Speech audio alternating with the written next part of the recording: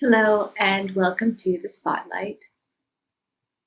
So today I'm going to introduce some concepts from one of the teachers, I guess, that has greatly influenced my life, and that is Socrates.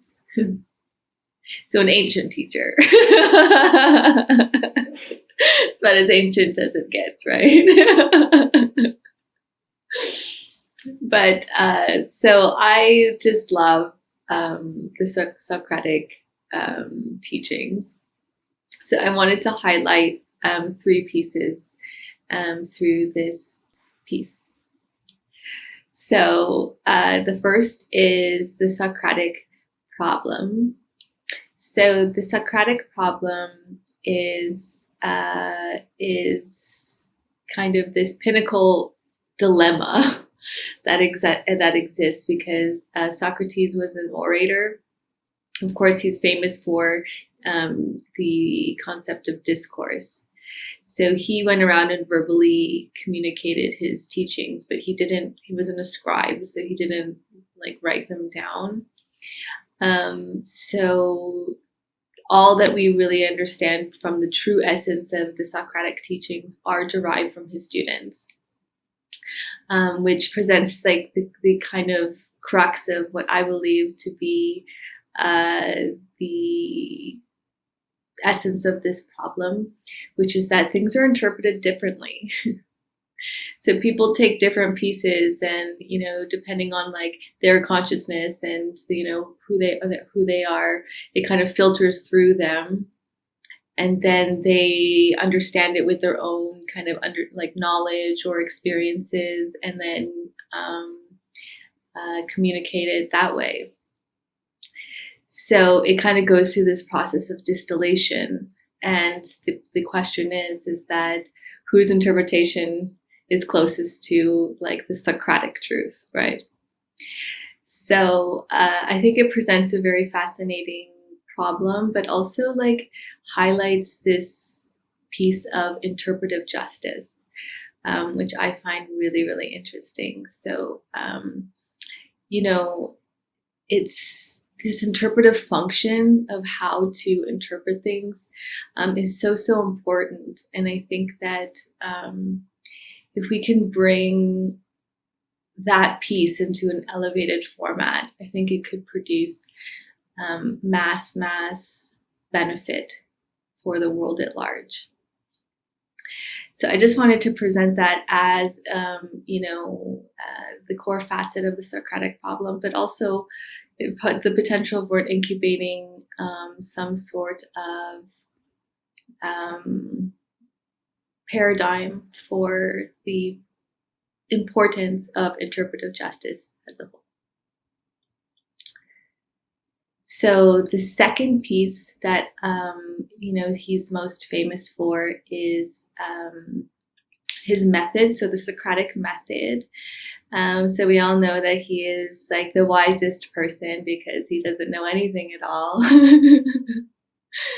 So he really derived this questioning. So the Socratic Method is really, really rooted in this method of asking questions. So it's just this really interesting forum where he comes from a place of not knowing by nature. That's what his whole thing is based on, right? So then I think that his method was discovering truth through that discourse of question-answer, which I find really, really fascinating. So I think the core of his disposition is that he refused any predispositions from his state of not knowing, and therefore allowed truth to emerge through his discourses and his interactions in the question and answer forum.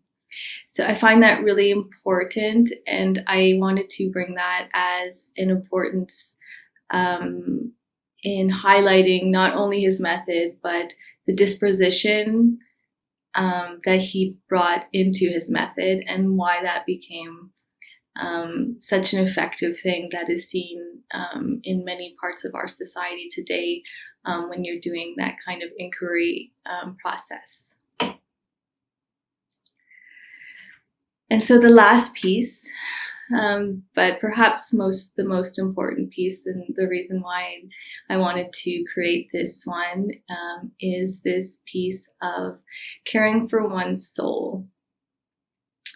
So one of his teachings was also that he said that we have a tendency to put too much emphasis on certain facets of life, and not put enough focus on the care for one's soul as the only piece of ourselves that is in fact impermanent. Permanent. Sorry. The only part that is permanent. All the other parts are impermanent. So he really said that too much of our time goes to focusing on like the facets of our life that that will eventually at one point fade away. So this was really reflective for me because, my whole thing has been built around this concept of prosperity in the different dimensions. So physically, which includes the material world as well as like your own physical being, and mentally, emotionally, spiritually. And so it really got me reflecting on where that piece fits in, because I was like, well, I want to make sure that, that's an important facet of my vision of prosperity too.